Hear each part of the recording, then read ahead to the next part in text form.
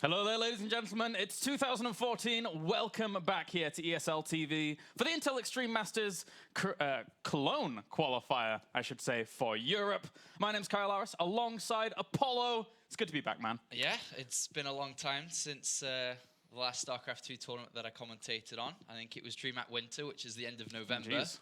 And then we're now coming towards the end of January, so it's been quite a while. It is good to be back in the studio once again, though, doing some StarCraft-related tournaments. It's good. Yep, certainly is. We're going to have a very, very nice tournament today. This is stage number 1 of our European qualifier for Cologne. So 4 players will advance on from today on to tomorrow, which there are already 12 players in waiting. And then 3 players advance on from tomorrow to join Hero Marine, Polt, and QXE in Intel Extreme Masters Cologne. Yeah, so today's like a qualifier for the qualifier. Yeah, basically. To a certain extent. And tomorrow's qualifier is quite stacked when you look at, when I looked at the bracket earlier and when you look at it as well. A lot of good players waiting to get that chance to play within the Intel Extreme Masters. Of course, 3 previous stops before the Cologne tournament have happened so far. We have the 4th tournament coming up in just over a week's time in Sao Paulo. That's going to be a good tournament. It's going to be a hot tournament to be a part of. But lots of Intel Extreme Masters tournaments, and so far so good this season, Season 8. Yeah, that's right. We have a lot of Intel Extreme Masters coming up in the next couple of weeks. I mean, not only StarCraft coming up in the next few weeks. Not only do we have the Brazil tournament that we'll be at in Sao Paulo, but then we have even more qualifiers coming up next week for Cologne, which is like Asia and Korea, which I think I'll be casting solo because you're off somewhere else. You'll be in Sweden. That's right. Doing some DreamHack stuff. So for now, we are just waiting to get these brackets going for today's games. And we've got a lot of players from the European region. Actually, no Koreans in this one. No Koreans signed up. I guess they're just waiting for the Korean qualifier next week then, aren't they? Probably. So as we're going live right now, we do have the bracket being formulated as we are discussing what's going on this very moment. And we'll be able to see the bracket momentarily. Don't know who is playing who at all yet until that has finished. And when we do know who's playing who, we'll let you know. We'll be able to jump into the games immediately. But I'm quite excited to be able to cast again. Like I said, I haven't done it in quite a while. I've been playing a lot, though, over the last couple of weeks to try to get back into it because throughout the Christmas break, I actually didn't play, or I didn't even have a computer. Right? It's not like I couldn't play anything, any StarCraft. I didn't play anything at all. I didn't have a computer or a laptop throughout the 4-week break that I went back to the United Kingdom for. I played a lot on my DS. I did play my DS. So that was how to get some games. I did have my phone, so I could watch some StarCraft on my phone. But apart from that, I couldn't really do anything. So having got back into Germany, into Cologne, I've played a crap ton of games and watched a lot. I've been waking up at 4:30 every morning to watch the GSL, because that's when it starts in Germany, 4:30 in the morning. It is quite early. And I've been having a lot of fun doing so. And I'm actually kind of a little bit pumped to get into this, to kind of cast some games again. Having seen the changes over the last couple of weeks and months of StarCraft 2 since I last casted a tournament, there's been a lot of changes. The game has developed quite a bit, and hopefully be able to walk you through some of that today. You're crazy, man. I could not do that 4:30 wake up. I catch the VODs of those earlier games. That's what the smarter people do, get the VODs. I'm like, no, I have to watch it live. Well, but aside from that, I played quite a bit of StarCraft over the holiday, gotta say. Because what I do when I go back to England is I just sit in the same room as my brother and we just play video games all day, which is, it's good time. It's a good nostalgic time. So play quite a bit and watch quite a bit as well. Although on English connections in the village, when I'm like 2 megabytes, it's really difficult to watch StarCraft. So tough stuff, tough stuff. So for now, there are plenty of other streams also covering lots of games here today for the Cologne qualifiers. And you may also notice we have a little interesting addition to the studio today. We'll talk about that later on, but there will be the ability to win this edition. I wonder if anybody at home can make out any of the signatures. I think I can see one from afar. I think it's me. I wasn't looking at that one. You are on there, so you spot another one. There's me. But there was one I can see to the top left, I think it is, of the screen. And as I've just looking and talking to the admin, the brackets have now been changed because initially there was roughly just under 60 players, because it is an open bracket today which we're playing. So anybody can sign up. And there were roughly 60 players, but I think towards the end of the close-up of the bracket, there were a couple of extra people who signed up. So it's pushed over that 60-64 mark. Of course, anybody that knows how brackets work, it's usually a bracket of 32, 64, and then it doubles up to 128. So as the admins just mentioned to the players in the chat, the bracket, because there was more people signing up, has gone up to a 128-player bracket. I'm pretty sure it won't be filled, and there will be a lot of buys in round 1. But having the more players than 64, we will be going into that bigger bracket, and the brackets will be up in the next few minutes. And we'll be able to bring that up on our screen shortly when it is up to have a look who could be playing who. It's randomly is it randomly generated? I'm saying that, but is it, or is it seeding? I think there may be some maybe seeds. a bit of seeds. We only have one admin on today, though, so it may take a little while to get fully going. But once it is, then I'm sure we're going to have some pretty good games. But aside from today's qualifier, Sean, you've come back to Cologne now. You're back in the StarCraft scene here. Yes. What have been your highlights? Because we've had a lot of StarCraft already this year. To be honest, so far this year, the number one thing that I love watching the most is Pro League, actually. It's good. Over Code at the moment, I've had the most joy watching Pro League. I really do enjoy the format of having the team versus team, the predetermined who is playing who. And I think it's really cool, that aspect. I mean, you still have that with Code A, I suppose, because they do kind of know who they're playing, but they don't know exactly who they're playing because they don't know the results of the other two players going on at the same time. But within Pro League is that you know who you're going to play for quite a while. I mean, the Pro League's happening again tomorrow, Monday, and Tuesday, and everybody knows who's playing who. And I really do like that build-up because I know who the players are. They know who they're playing against. And you can kind of build this sense of strategy towards what's going to happen. And that's one of the things I do enjoy watching. So Pro League's been one of the best things. I love the SKT1 and the KT rivalry and you know, teams like CJ who should be doing a little bit better because they do have a strong team. I think that's one of the best things so far that I've enjoyed watching. I think my highlight was, as you say, the SKT-KT rivalry, Flash versus Parting, and then Parting using a ruler at the very end. He did shoot him down, didn't he? That was good. That was really nice. But then, as you mentioned, CJ Entus, a team that I've come to love quite a lot, most recently with actually Intel Extreme Masters Singapore, where we saw Hero doing really, really well, as well as Hydra.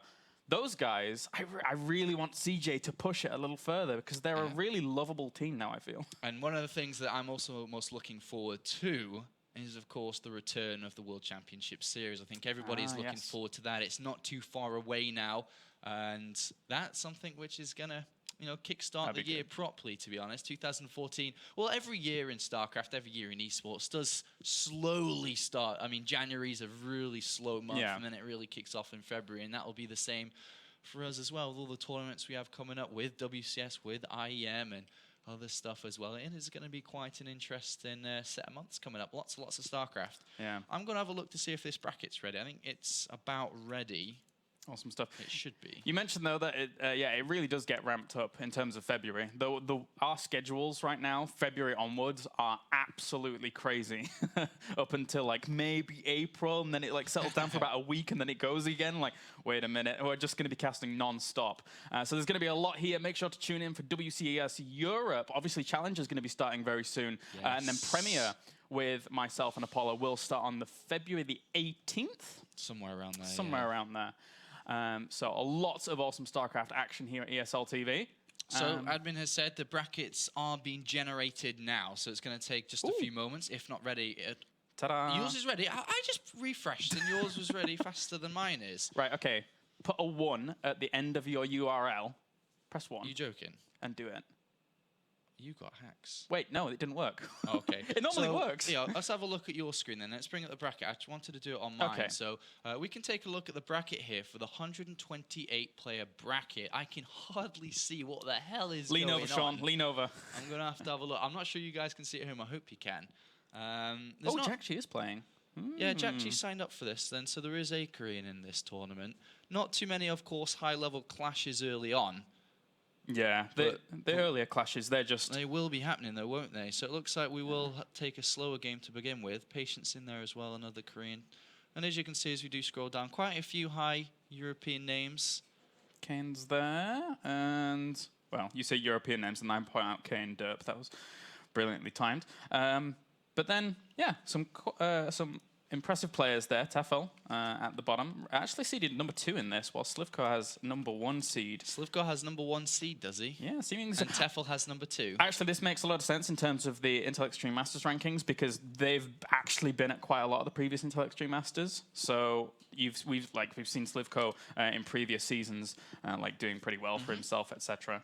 Okay, so the admin's messaged me, and he has said that we should be starting with, I didn't actually see it in the bracket there, but it's going to be Patience versus StarNaN to start us off. A Protoss versus Protoss here in the round of 128.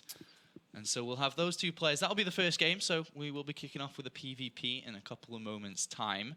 Have you had the chance to watch any of Patience's personal stream? Of course, we saw him play live at DreamHack Winter, where he really just came out and, you know, being a friend of Crater from Team Prime, and then just kind of turning up at DreamHack Winter and doing excellently, getting a top 3 finish. And that was clearly the first time that we ever saw him. And he'd only been in StarCraft for a year, I think he said back then in DreamHack. Really? But he has had his personal stream. It was, I'd say, after DreamHack Winter, having a roughly 1,000 viewer stream, but of course, as time went past, it did dip down.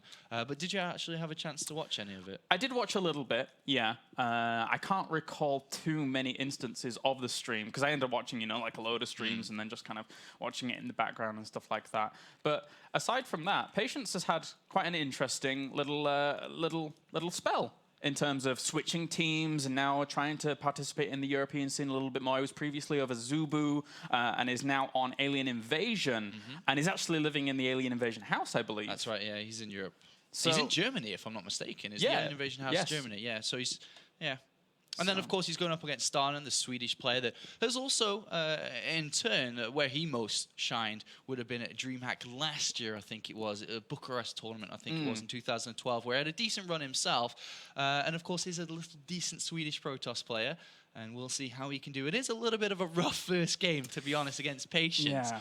And especially when there are so many buys in the round 128. And I think because both of them actually did have buys in the round 128, that it is a round of 64 game anyway. Yeah. But so it should be good to see how these 2 players match up. And PvP, Protoss versus Protoss, in a best of 3 can really go either way. So I'm not too sure which one I would say favorite for this. Maybe Patience a little bit, but it's probably because he's got a Korean flag next to his name. But overall, I think this should be a good kickstart to our day here.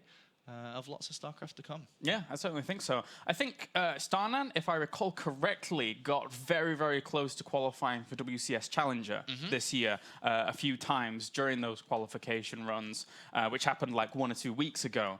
So a little bit unfortunate there for StarNaN, unless he completely qualified, but I don't find him in the listing. So that's a little bit unfortunate for him. But it really does show that he's able to compete at that very tip-top level, because WCS Challenger a couple of weeks ago was highly contested. There was a lot of good players in that. And I don't think StarNaN has a team at the current point in time, because he was on Western Wolves, and I don't think he is anymore. So I think he is a bit of a free agent. But of course, these 2 players are within Grandmaster on the European server, the top 200 on the server. And we'll see how they are going to match up against each other. Patience has a very unique style for himself here, but I think it's a common trend that we do see across a lot of Protoss players, especially some of the Korean Protoss players that do play within the European scene. Highly aggressive. Yeah. That was kind of how he played his DreamHack. That's how he got to top 3 in that DreamHack Winter tournament. And I'm pretty sure he's going to play aggressive here against StarNaN. Again, it's kind of his trait, to be honest, just aggressive nature here. And StarNaN's always been kind of... He's always had pretty good decision-making, and one of the things that does stand out is his control usually. In the games that I've seen him play previously at different large-scale tournaments, it's always come down to his control. He's actually had some really nice control and really nice builds. And it'll be interesting to see how these 2 interact against each other. Yeah, I'm looking forward to seeing Patience play, especially in terms of what I've seen from his stream and how he did at DreamHack. It could quite easily go the whole way here. If you look at down the bracket of the players that we've had participating here, Sean, who do you really think stands out to you in the qualifier? Yeah, during today's qualifier. Ooh, let me have a look at the playlist again. Hopefully, if I can get it, and I'll tell you who stands out. Let's see. For me, of course, it would have to be Jack G. Yes, number 1 player that stands out here is absolutely fantastic. It's been crushing a lot of tournaments. I'm just looking down the list now. I think Daisy signed up. Elfie's been playing pretty well recently, again, as he does. He's Elfie. I'm actually kind of interested to see Goody play today. I haven't seen him play in a long time, and I've seen he's doing well. Seen just ladder games, he's been doing okay. And I know Tefl's been doing good as well. I don't know though. I'm coming into this quite open-minded because, like I said, I haven't been really into the scene deeply as of recent. So, but yeah, number one player that stands out, absolutely Jack G here today. And there's a couple of players that I'd like to watch as well. Yeah, I would like to see how... I think Morrow's playing as well. I would like to see how he's going to do. Morrow was previously on meta in the last iteration of the series and also was doing quite well in terms of the WCS qualifiers as well. Did he end up qualifying is the question. Yes, he did. So, again, if you're going to qualify for WCS Challenger, you've got to have a bit of chops about you as of late. First map between these two players is going to be Heavy Rain. That's important to know, actually. The fact that the map pool from previous Intel Extreme Masters has now changed to the current ladder map pool. That's right. So. The vetoes were Altazim from StarNaN and Daedalus, also from StarNaN. Polar Knight away from Patience, and the first map is Heavy Rain. Second map is Yonsu, which is just happening right now in front of me. Yeah. You've been getting on with these maps quite a bit on ladder, as have I. How are you finding the new maps on ladder? I actually, of course, there's one that stands out above the rest that I'm not having that much fun on. But to be honest, I'm playing all of them. I actually really like Heavy Rain. I don't mind Heavy Rain. Yeah, I don't mind Heavy Rain either. I've been having quite a lot of fun on that. And the third map would leave us with... Is it Ultra Z? Process of elimination, Frost. Oh, okay. So Heavy Rain... First map, Yonsu second, and if needed, the third map would be Frost. I can understand why Ultrazine kind of went out very quickly, because in PvP, I've seen some crazy PvPs in Ultrazine. Yeah? What kind of stuff have you seen? Like mass Phoenix plays. Something that, I mean, you see it from quite a few Protoss from time to time even. And... It can be really, really difficult to like get out of or transition away from, and then going into those big battles, there is a bit of uncertainty about exactly who's going to come out on top. So it's a bit of a tough thing to do. And on a map like Ultra-Z Malta, if you for some reason try and transition out of Phoenix versus Phoenix, and you don't have the higher Phoenix count, then the terrain of the three bases makes it very hard for you to start dancing around and dealing with that Phoenix count. So if you get in that situation in PvP, you can never transition out of Phoenix versus Phoenix and Ultra Z Malta, I don't think. It's really difficult. Have you seen any Protoss versus Protoss games on Heavy Rain?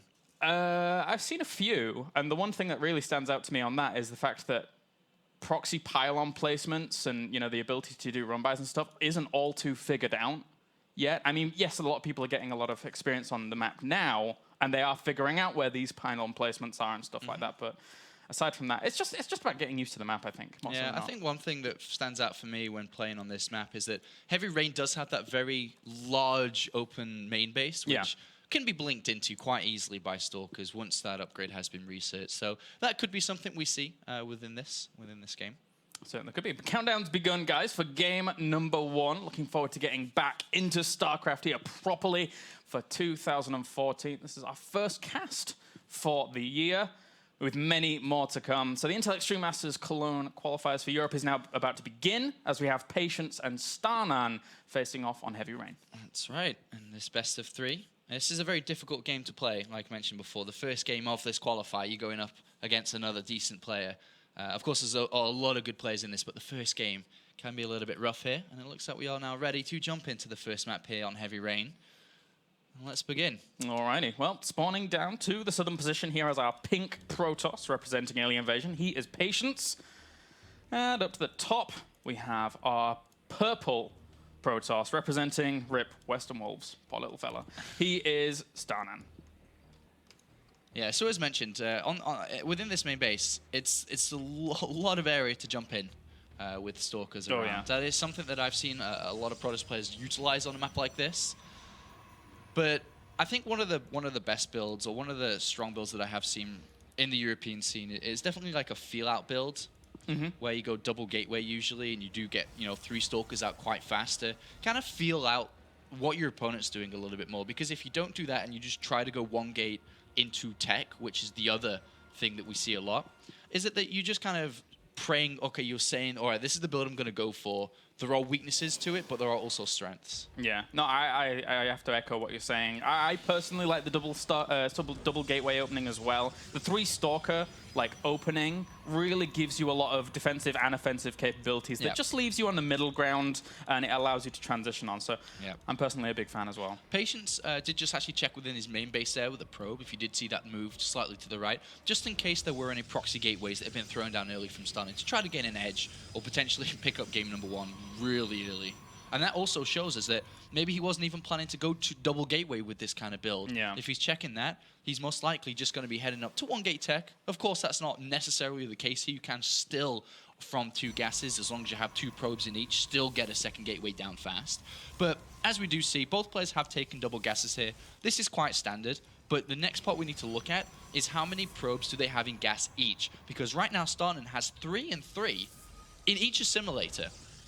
Compared to right now, Patience, who has 3 and 2. A slight difference with the gas income, but only a few seconds, as Patience does immediately then also go 3 and 3. So by the looks of it, you don't really have enough minerals to throw down the second gateway here. Yeah. So it should be, as mentioned before, both players going for 1 gateway into a tech structure. What that tech structure is, nobody knows yet.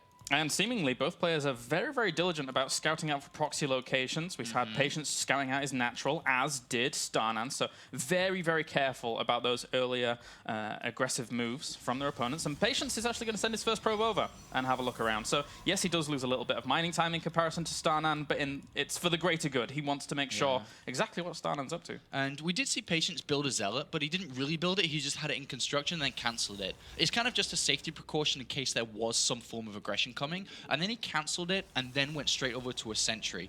Upon scouting his opponent's base, because he is the one who's trying to look for information in this game, he's the one who sent out the probe. He goes in, he sees that there was no early Zealot as well, there's double gases down, he's most likely expecting some form of tech structure, as previously mentioned before. It is going to be the StarNaN in here, and I'd most likely be expecting an Oracle at first, then over to Phoenix's maybe, but it might just be an Oracle into an expansion build. That's actually quite a strong build we do see quite often, as not only does it offer aggressive capabilities to destroy probes, it also has the option to reveal DTs, if that was to be the case, because right now, StarNaN has no idea what Patience is doing. Yeah, I really like the Stargate opening. It does provide you a lot of versatility here. And StarNaN, with that Stargate's about to finish up. But meanwhile, Patience has gone for his own expansion, playing very defensively with Sentry, Mothership, core out nice and early. But obviously as well, Mr. StarNaN has his too. Patience with scouting early on, upon seeing his opponent's kind of setup and what he could be going for, decided not to tech. He decided to, as we saw actually, probably decided to expand anyway, since he got the Sentry out fast. But with this, he knows that he's probably playing against some form of aggression. He needs to find out what that is, because it requires a different response to what he's playing against. For example, DTs would require an Observer, but Blink Stalkers would require an Immortal, and he's actually going into the main base with a probe. Oh, sees 2 Stalkers, sees an extra gateway. Sees no expansion, extra gateway. Yeah. This probably looks to him like it could be anything still. Could be still DTs, could be Blink, it could be the Stargate, but it's most likely not a robotics facility here. It's one of the 3, but he still doesn't know what it is. Oh, and he just barely clips the edge of that Oracle with this hallucinated Phoenix. Don't think he saw it. No, he's going to have to use the photon overcharge immediately to bounce this back. But that, I mean, if he uses that, that's not a photon overcharge that could be used on the natural if further aggression was to come. Yeah. And interestingly enough, this Mothership core, it's not on a rally point, like a patrol, so it's actually moving into a location over to the left-hand side here to make sure. Well, I don't know if he actually did see that with the hallucinated Phoenix. It would have been very, very clutch if he did. But he's seen the Stargate with the hallucinated Phoenix now anyway. Yeah, so as long as he just makes sure to hit the photon overcharge immediately inside the main base, he shouldn't lose any probes to this. And with opening with an Oracle, you don't really need to do a lot of damage, but it's obviously very nice if you can. Because if we look at StarNaN's setup, he's only just really, as you can see in the top left, started his Nexus, compared to the Nexus from Patience, which is already down and can easily be chrono boosted into probes if Patience sees the Nexus of his opponent, which I'm sure he will do shortly. All right, well, looks like this Oracle is going to head on in. The Mothership Core's moving back to the natural, so a bit of out timing. But the Sentries, as well as the Stalker, are in position and should be able to fend that off with only losing a few probes. Yeah, not too bad. Three kills is okay. Yeah. But through throwing down a Nexus StarNaN here, he's not looking to follow up with any aggression here. He's just going to try and play it out slowly. And through the 2 build orders that have opened up, this 1-gate expansion against the Stargate, Patience has come out ahead unless we see more probes go down. All right, well, the Oracle's going to try and poke in again. Not really get too much done at the main, but the Natural also not vulnerable at all. Patience is really covering his bases quite nicely. And if you compare to what they've got now, the Oracle's almost useless. It really shouldn't be able to get too many more kills as long as there's a couple of units left in each mineral line. But if you look at this, we have one Immortal already out for Patience. Yeah. Just as the robotics facility finishes here for StarNaN.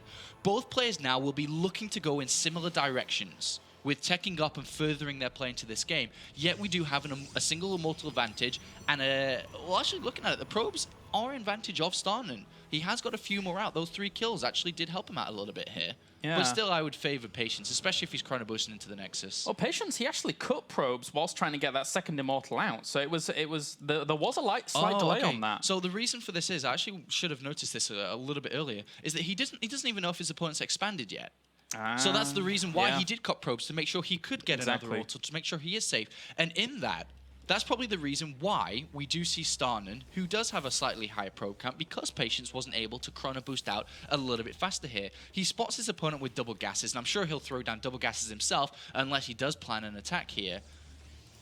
That's a very, very good point. So we figured that out quite quickly in the end. The Robo Bay is on the way here for StarNaN, so he's going to try and go into Colossus production. But meanwhile, still, Furious Chrono Boosts out for Patience on double Nexi, and he's just trying to catch up where he can with that. But interestingly enough, StarNaN has taken the lead in terms of the upgrades. Yeah, I definitely felt that through the 2 builds against each other, after both players taking their expansions, that Patience was in a position to push himself further ahead. But we do have a faster +1 attack. We do have a faster robotics bay here. And through Patience not seeing that Nexus is down, it has given StarNaN a decent setup to kind of equalize the game. He wasn't too far behind in the first place, but I'd say that he is in decent shape once again here. And both players now are going to be really, or should be really clean on their scouting to find out what are they playing against. Is it robotics bay?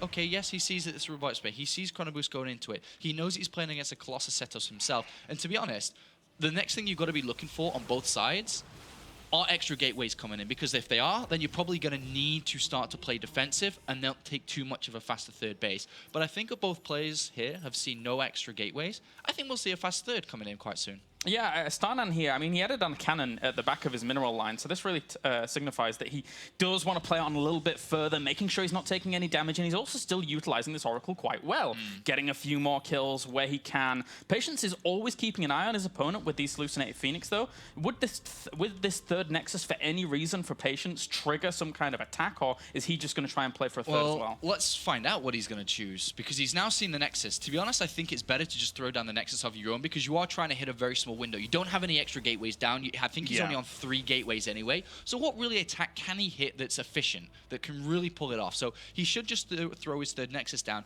And to be honest, I really don't see any timings in this game that either player could look to hit. Maybe there's a possibility with a +2 attack timing from StarNaN, but overall, it's going to come down to positional play. Who can gain position over the other player? Who can outplay the other player? Who can drag his opponent's army one way and put a Warp Prism of units into another direction? Stuff like this, I think, is where the true strength and true win could lie.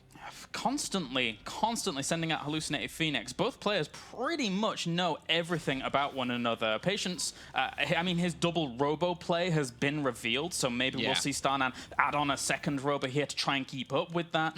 That's a good shout, actually, what you say there. He hasn't added on a second robot, and he's not continuing to build units. And he is chrono boosting his forge here with adding on extra gateways. The Templar Archives is a great addition because look at his gas and mineral balance. He has a lot of gas. He could build Archons here. And to be honest, I think he may try to hit that timing as mentioned. It was maybe the only timing possible here, but he may try to go for it. There's pylons all on the right-hand side here, which he could use to attack from. It's definitely something he could catch his opponent off guard with. Look at the gateways that Patience doesn't have.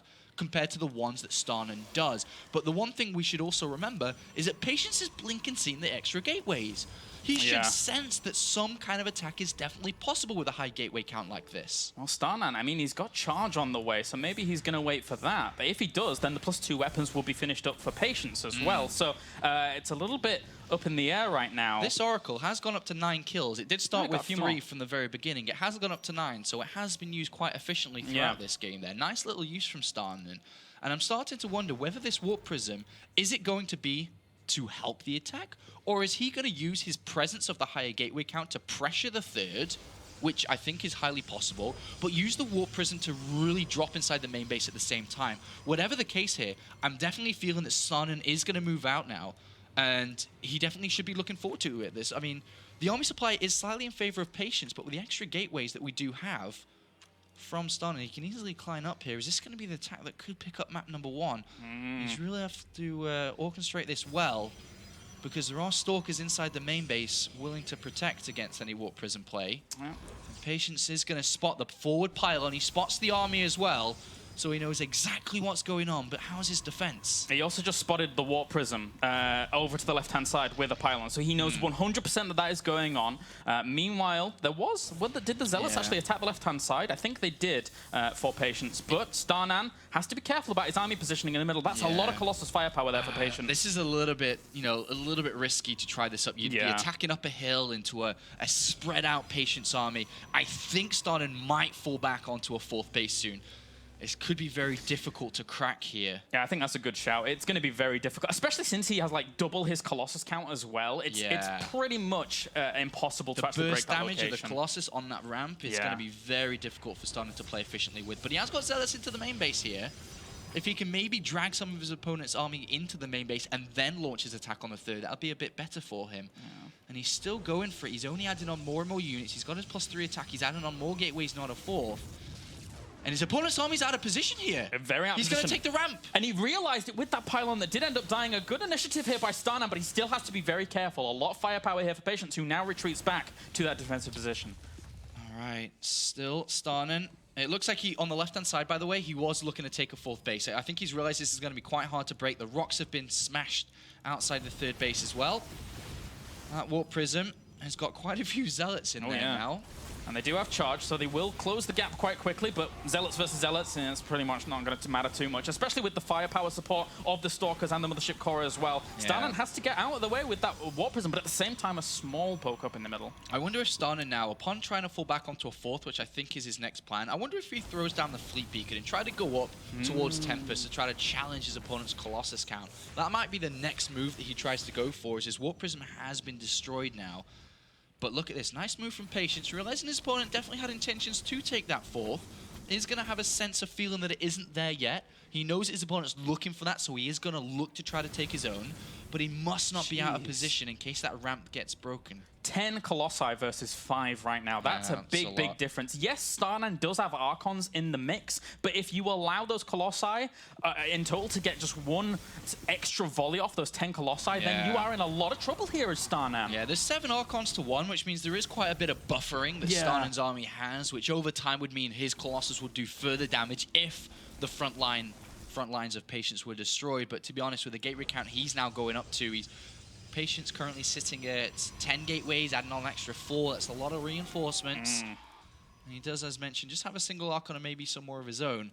And I wonder if you are going to see a switch up from one of these players now. A second robotics facility added on here from StarNaN.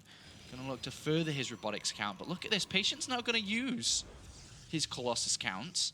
If he can get a snipe on his opponent's 4th base while taking his own and making sure it's defended with 4 cannons on the right side.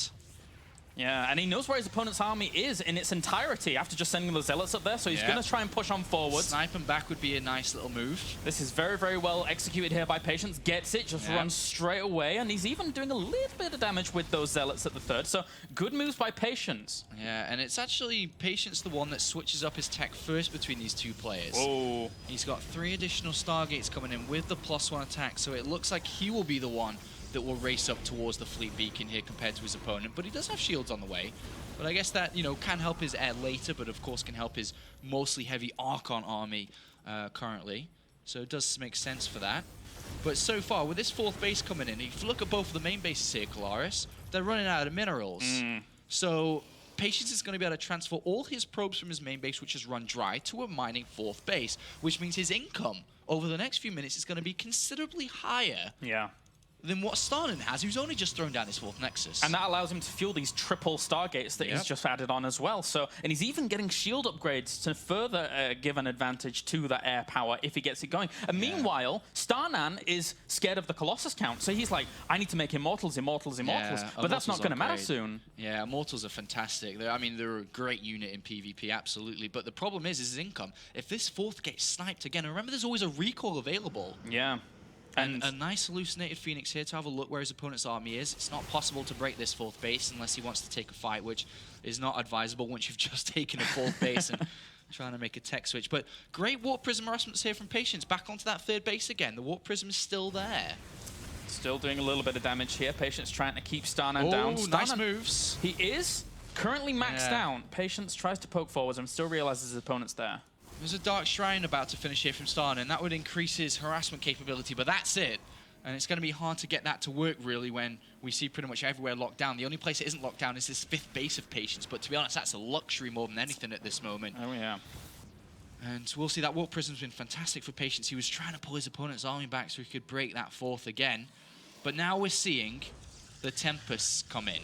And this is where things are going to get a lot more difficult for StarNaN. Yeah. With a second wave of 3 Tempests, they're going to one-shot these Colossus, and they will die fast. And the composition in general makes it very difficult for StarNaN. StarNaN can't actually start sitting around, and he has to move back to far more defensive locations once those Tempests get in good range. Yeah, and StarNaN is trying to go up to the fleet beacon of his own, but there's a massive timing window from when Patience is ready to fight with his 6 or 5 Tempests, depending on how many he does build, to when StarNaN can actually get his own out. StarNaN's just built 3 DTs. They're on the left-hand side here. They will pick off this luxury Nexus here. And the reason why I say it's luxury is because it's not necessary at the moment. The natural isn't dead yet. And he's, you know, it's equal in economy. It's always nice to be ahead. Yeah. But equal's fine as well, considering you've got the double, triple, quadruple size bank than your opponent. But now these Tempests are ready. I definitely feel this is Patience's opportunity to take a really efficient fight with a stronger army composition than his opponent has for the time being. And you know, Patience, with that little bit of bank that he has, adds on his second forge to crank those upgrades out even quicker into the shields as well as the armor. So his upgrades are going to be absolutely flying, while StarNaN's still transitioning onto that proper air tech that he really needs to deal with this. So I kind of feel that from the 10th minute mark onwards, Patience has just been that little step ahead at every single turn, and StarNaN somehow needs to find a way to kind of step it up himself. Otherwise, this is just a losing battle. This is indeed. So what are the next moves here? This Warp Prism from StarNaN. Going to move into the main base. Obviously, 2 Immortals can pick off cannons rather fast, which will allow his DTs to break in there. So that is a nice move. One DT gets warped in, but there's still 2 cannons available.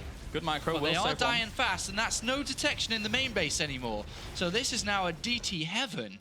And this is a nice little move here from StarNaN. Great use of these 2 Immortals. Very nicely done indeed. Even Patience had to chrono boost out his upgrade to make sure that cybernetic score wouldn't have got sniped out. But the Tempests will kill off the majority of this. He just needs to get that 1 DT. Yeah, that 1 DT is going to be difficult to deal with for the time being.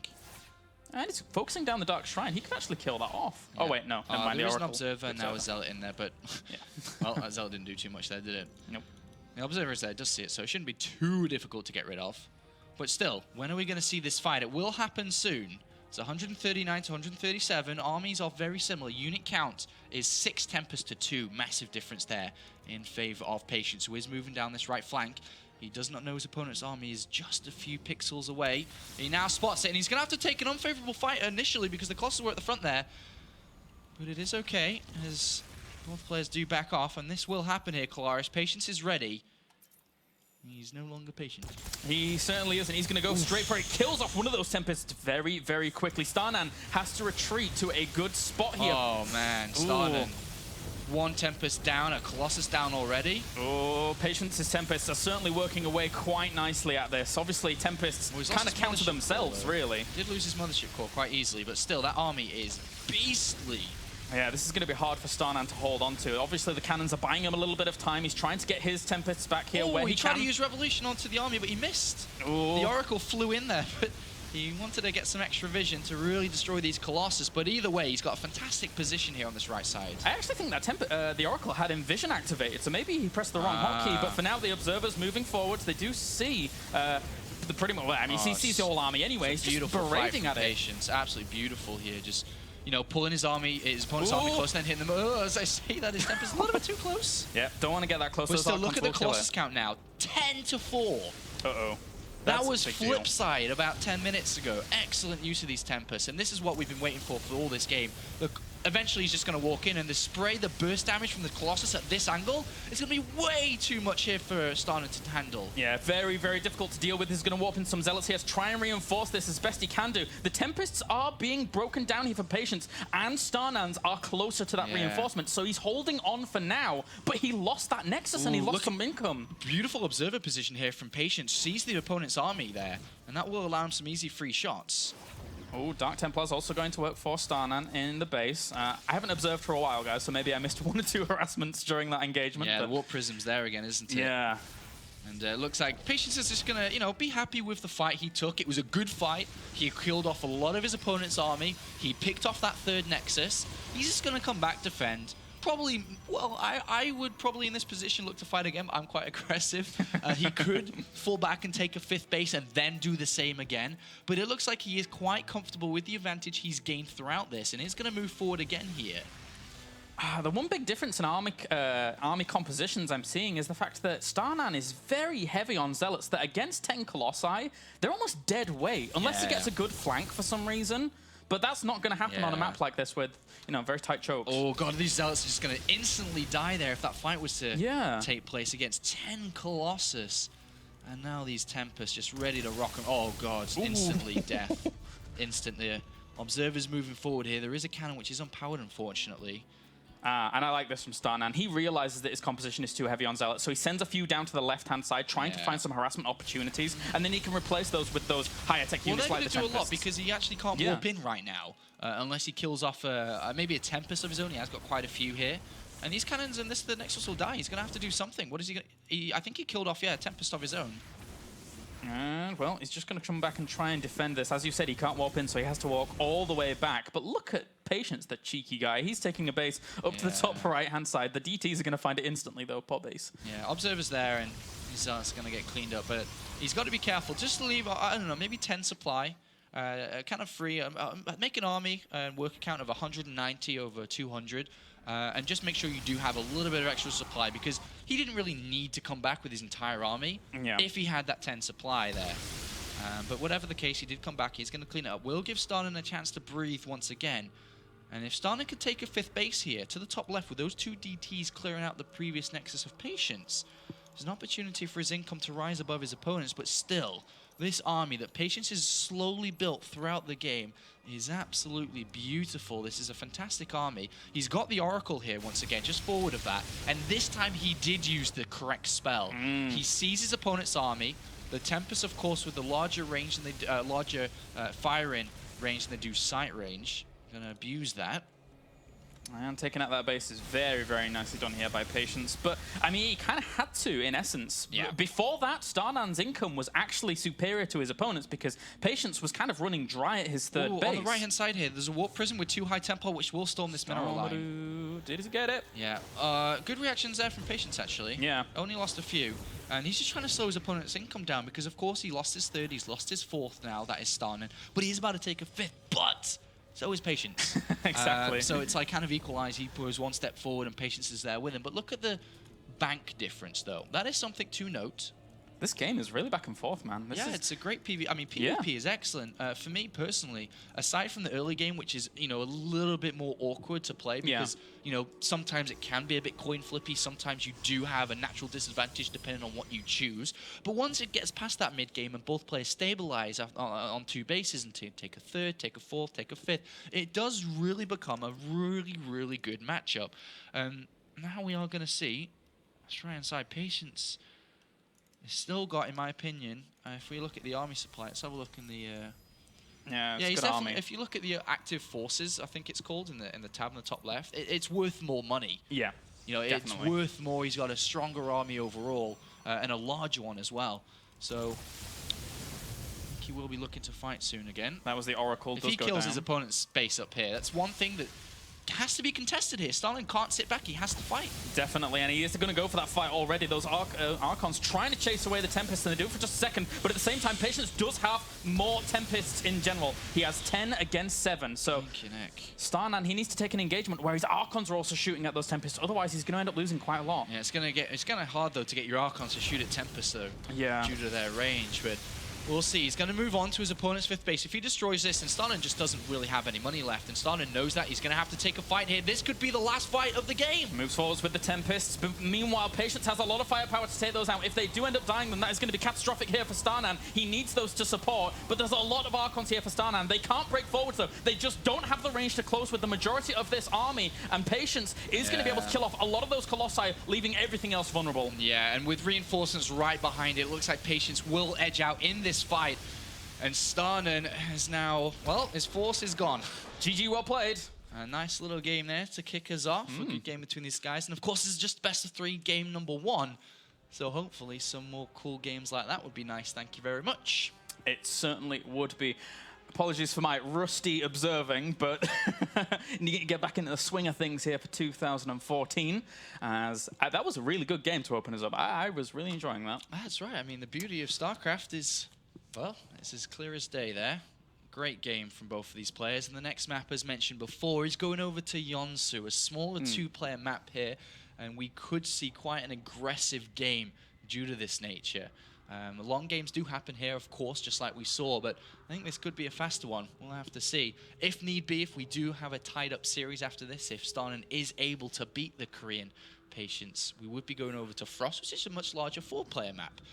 And, well, I think there are builds like 3 Gateway, the pressure builds on here are quite popular due to the smaller rush distances between the bases. Stalkers can get over there faster. And I'll just let them know we are ready. I'm quite excited for this game. So am I. So am I. After seeing game number 1, I was expecting things to go a little bit more in Patience's favor earlier on in that game because of his army composition and the fact that he had double Colossi production way earlier than his opponent during the whole game. But StarNaN made a really, really good meal out of it. Didn't really give in too much, did well with his harassment techniques, killed far more probes than his opponent during that whole game. I think there was a point where he'd killed like 55 as opposed to like 25 from Patience. So really kind of did a lot of damage to Patience's economy, but Patience's army composition, man, was just fantastic. Yeah. It was good. I mean, I'm just trying to think. I actually can't think back throughout the entire of the game. It was a long one. I was actually trying to think of the biggest pivot point that really pushed Patience in the lead. Was it denying the 4th base, like from StarNaN? Yeah, that was I think good. It was. Yeah, I couldn't even remember that until you had to remind me. Yeah, I think that was it because I think that you know, definitely StarNaN had a chance to maybe kill his opponent, but I think that Patience did deflect that attack that he tried to launch onto his 3rd. Yeah. Dealt well with the Warp Prism, dealt well with the attack, was always in position. And that's when both players bounced back onto a 4th, and it was the denial, that's right, the denial of the 4th base that really pushed him in the lead. I also want to say, though, that in PvP, on a map like that, if you're going to take engagements in those smaller choke points, because I think that in that very last engagement, the game was, you know, very much in Patience's favor at that point. But what's really important to note about that kind of engagement position where StarNaN didn't really want to engage into it, it's with his composition. The fact that if you're going to play that really heavy Archon-based play, you've got so much of your supply behind that that's actually not doing anything in that engagement for a long time, and thus you're not really getting effective damage done to your opponent's army. So it was always going to be hard for StarNaN if he was forced to take engagements in such locations. Yeah, it's very difficult in PvP to outplay your opponent sometimes. Yeah. I think it's definitely possible, but usually the level that we cast StarCraft is the things that do work when you try to play yourself get deflected quite often. because they're usually up to speed with what you can do. Usually you can outplay an opponent by being faster, being a little bit smarter.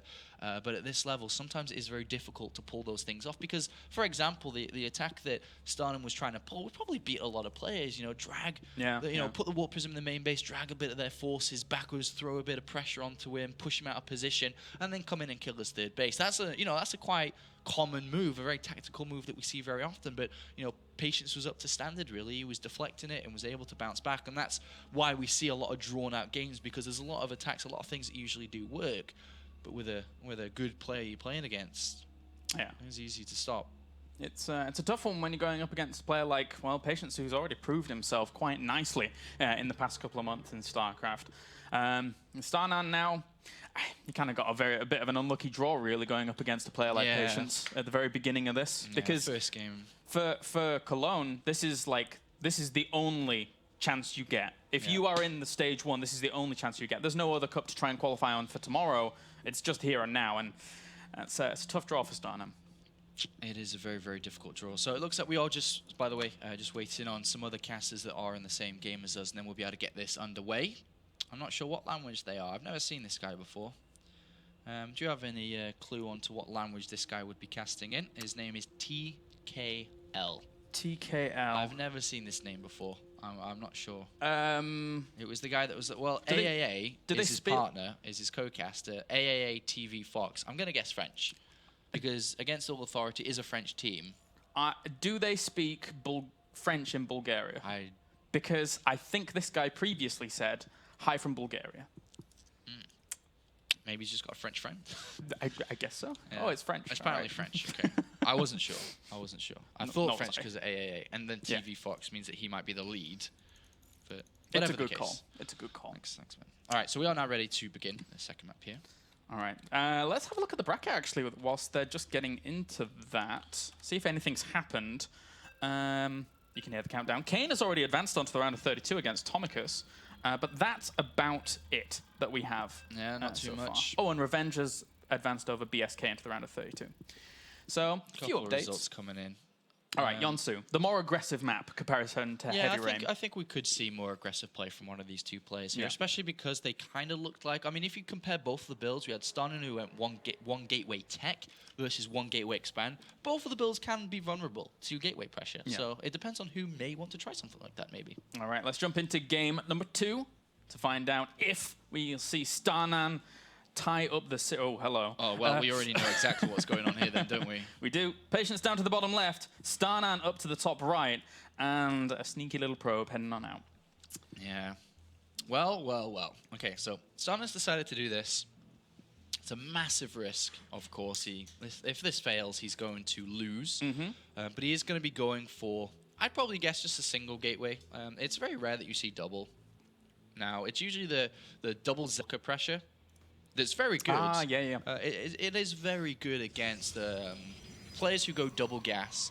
But if we do remember back, both players in that game, which they may not know about each other, obviously they don't know who's scouting at what time, but they were quite diligent when it came to scouting inside their main base and around the natural. Exactly. And if that's the case again here, if Patience does go down and see it, obviously it becomes a lot easier to deal with. Yeah.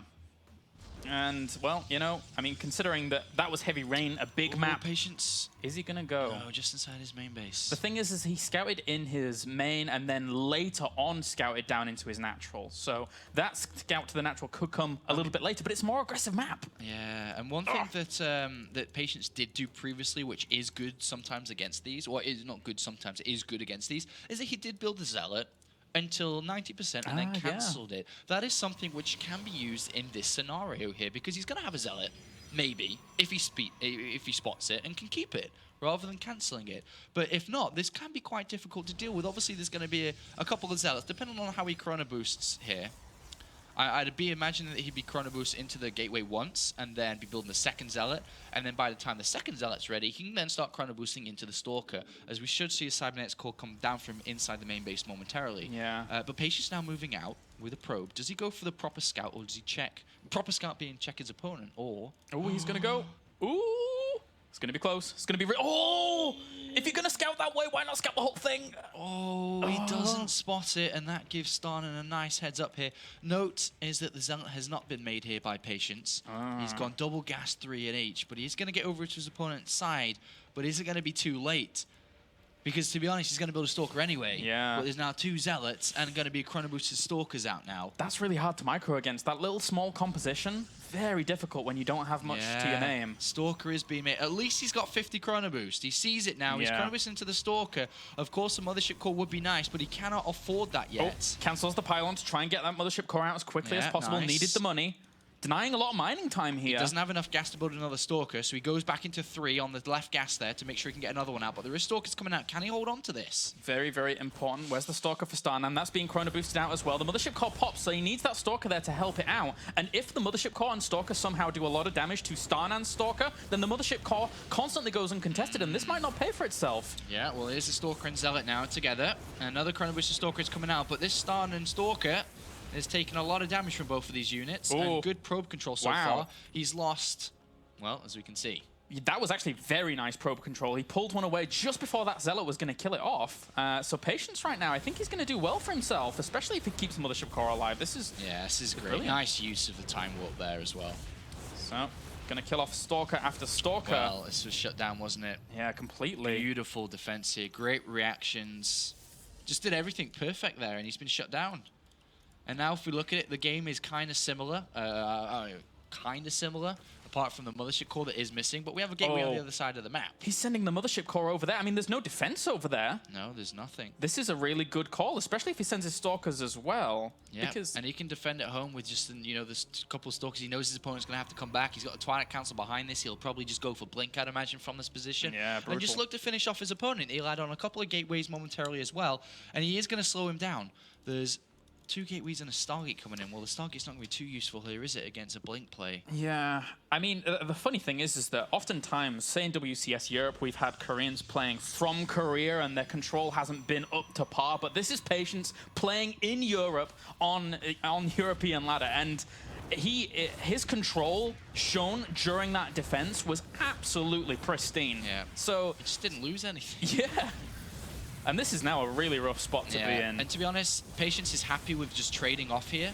Yeah. And to be honest, I wouldn't even be surprised if he traded his Mothership Core. Just keep killing as many probes as you can get, because every single probe he kills will be seconds and seconds slower of an army built that StarNaN can go for. And with Stalkers at home to defend against any form of counterattack, he is going to bring out his Mothership Core here. He won't lose that. He's decided to bring that back and can use that for range a little bit later on. Could have been nice to trade off there. Ooh. I mean, it's only got 8 hit points for a couple more probes. But either way, he's got his 3 additional gateways. He's realized his opponent's gone Stargate, which means it's not Twilight. Which means it's not DT. So he doesn't need to worry about getting a robotics facility. He doesn't need to worry about anything like that. So as long as he just gets Blink, builds Stalkers, he's in a position where he has a much higher income and can just generally, over time, increase his army strength and size and look for a killer strike. Completely overwhelming. One thing that is interesting, though, is that you mentioned that maybe trading the Mothership Core away would have been advantageous. If you're going to use a Blink play, and you're going to use that Mothership Core eventually to harass, so you can get high ground vision, it's important that it does have health, just in case it gets hit a little bit. So that is going to be a little bit more vulnerable if that kind of eventuality comes. But I think he's just going to deny the Oracle, and it's going to be really difficult for StarNaN to do much else. Well, yeah, I mean, if the Oracle does somehow get in to kill a lot of probes, yeah, great. But there's a Mothership Core at home now with 1 photon overcharge and then another one available. To be honest, he's not going to use it for the jump up or the sight range. Because he can just break the ramp anyway, I think, here. Probably, and you just use the photon overcharge to deflect the Oracle, which he probably knows is coming since there is a Stargate. And then just go for the kill. Yeah, he's got 8 Stalkers at the very front here. They're already putting on some harassment, trying to get some of those pylons. Meanwhile, that Oracle is looking for an opening, but it's just not there right now as the Stalkers continue to be annoying. So Photon Overcharge is prolonging StarNaN from dying in this game. Of course, when that goes down, that's when he's going to go in. And there is the Photon Overcharge, and the Oracle... They got like 2 kills, maybe. Yeah, a couple of kills. But the thing is, now there's no Oracle out there. There's going to be another Photon Overcharge eventually here at the main base of Patience, who's currently on 60 energy, so it's not too far away from another 100. And from this position here, Patience can just get ready. As soon as his opponent's Photon Overcharge is down, get ready to jump in. Void Rays have been added on, obviously great against armored units, great against Stalkers, but there's not really too much to protect them here. Yeah, and even with all of this going on right now, StarNaN is scrambling for a defense, whilst Patience is going to play it patiently. He's just going to go for a Nexus behind this and ramp up his lead even further, which is going to be so hard for StarNaN to compete with. Yeah, I mean, he's just always going to be ahead of the economy war. That's what he's aiming to do in this game. And here comes a fight. You realize there's 2 Void Rays there. Not bad, not bad. And he could absolutely throw resources into a fight here. But as you said, he is looking to take a new Nexus. And we'll probably look to get quite an early Templar Archives here. Obviously fantastic against Void Rays. Or he can just even further increase his Stalker count. There's 2 ways to deal with Void Rays. It's a really tough spot for StarNaN because he even knows that that Nexus is going down. Yeah. So he's caught between a rock and a hard place. A really good force field there, actually, to get some free damage onto one of those Void Rays before it does actually kill one off, and he actually gets it. Wow. Very, very nice control here by Patience. Whoa. Gets both of the high damage output units there. Oh, might try and get the Mothership Core. Doesn't get it in the end. So Nice trades play. away, what, like 2 Stalkers for 2 Void Rays? A great trade. Yeah, beautiful play. There's multiple angles now that Patience can take. I mean, you can play this game long. You can absolutely play this game long and allow StarNaN to get back in and then look for a timing later on. He can add on extra gateways and try to kill him soon. He can keep on building Stalkers from his 3 gateways. There's a lot of different things Patience can do to try to seal this. And with a blink forward here, picks off a sentry. He'll probably get the deny on the Nexus once again. And well, StarNaN back to square one again. In a back tight to bind. pull in Void Rays. Yeah, unfortunately, this is just a little bit brutal here now for StarNaN. There you go, GG, well played. Patience will advance on to the round of 32. He will. Congratulations. A nice series. Of course, game 1, the game that stood out the most. But to be honest, both games are good for different reasons. Game 2 is solid defense, not losing really any probes, any damage, fantastic control at the start of it, and showed us how to deflect when going for a single gateway. Both the simulators looking to tech up fast, how to deflect a build like that. Very, very well executed there by Patience. And now he will advance on. Let's quickly check who he's going to be going up against. It's either going to be Showtime or Pommy. So he could have a very, very cool PvP against, say, Showtime, for example. Yeah. Meanwhile, Goody actually advanced on over Froz. I mean, we can take a look at the bracket, I suppose, couldn't we? So we can all see this together and see what things do look like.